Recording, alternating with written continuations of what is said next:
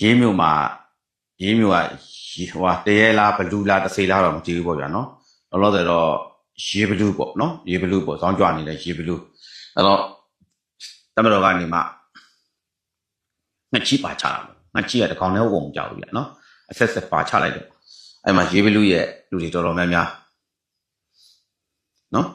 မြေမျိုးသွားကြတယ်ပေါ့ဗျာပြောရလို့ရှိရင်တော့တော်တော်များများဟုတ်လားမြေမျိုးသွားကြတယ်ပေါ့အများကြီးပါပဲကျွန်တော်ရေးဘလူးကိုကျွန်တော်တို့အပြက်ကိုကျွန်တော်ရှင်းနေချင်တာအပြက်ကိုမြင်မြင်ဆန်းဆန်းနဲ့ဖြုတ်လိုက်စေချင်တာကျွန်တော်တက်မလို့ကတော့လက်ရှိမှာကျွန်တော်တို့လေချောင်းရေးတာမှုရိုက်ဖို့အတွက်ဂျိုးကော်ပိုရာတီဖြည့်ရတယ်ပြီးရင်ကျွန်တော်တို့ပါမူတာတွေဖြည့်ရတယ်ဘလူးကနံပါတ်1ကသူပညာကလည်းဘာမှမရှိဘူးဗျသူကလမ်းဘေးကနေသူကလာတဲ့လူဗျလမ်းပြကနေလာတဲ့ဆိုတော့သူမှဟိုလူစိမ့်မရှိဘူးဗျ